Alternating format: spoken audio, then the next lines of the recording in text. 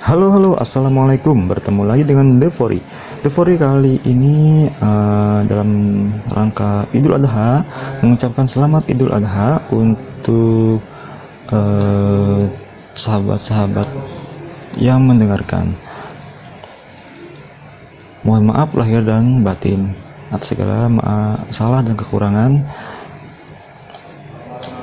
dan semoga bagi yang melaksanakan ibadah kurban diterima ibadahnya dan memberikan atau membawa keberkahan, dan bagi yang melaksanakan ibadah haji juga semoga menjadi haji yang mabrur atau mabrur dan mabrurah, amin.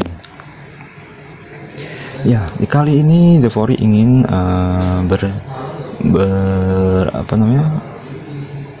bercerita ya, tentang sejarah kurban di dalam Islam. Kurban ini saat itu dimulai dari kisah Nabi Ibrahim dan Nabi Ismail. Nabi Ismail ini adalah anaknya Nabi Ibrahim. Nah, langsung ceritanya ya begini. Ketika Ismail beranjak besar, datanglah sebuah perintah dari Allah kepada Ibrahim. Perintah yang hendak menguji seberapa besar keimanan dan ketakwaan Ibrahim serta kesabaran Ismail. Pada suatu malam, Nabi Ismail bermimpi. Melalui mimpinya tersebut, ia diperintahkan untuk menyembelih putra kesayangannya. Ibrahim pun menjadi teramat sedih. Bayangkan saja, anak yang sudah dinanti-nantikan kehadirannya sekian lama harus disembelih oleh tangannya sendiri. Sungguh berat ujian yang terima Ibrahim.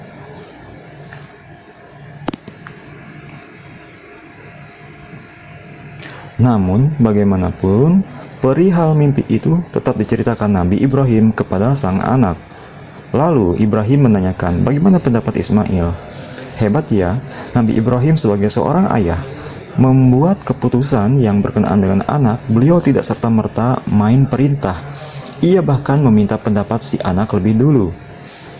Maka ketika anak itu sampai pada umur sanggup berusaha bersamanya, Ibrahim berkata, wahai anakku, sesungguhnya aku bermimpi bahwa aku menyembelihmu. Maka pikirkanlah bagaimana pendapatmu. Quran Surat As-Saffat ayat 102. Hal ini menceritakan demokrasi dalam keluarga, yang sayangnya tidak banyak diterapkan dalam keluarga masa kini. Kebanyakan orang tua dengan egois memutuskan sendiri hal besar yang berpengaruh pada masa depan anaknya. Respon yang diberikan Ismail pun sungguh di luar dugaan. Ia menerima perintah tersebut dengan rela hati. Tentang kesabaran Ismail ini, Allah memujinya dalam Al-Quran. Dia, Ismail, menjawab, wahai ayahku, lakukanlah apa yang diperintahkan Allah kepadaku. Insya Allah engkau akan mendapatiku termasuk orang yang sabar. Quran Surat As-Saffat ayat 102.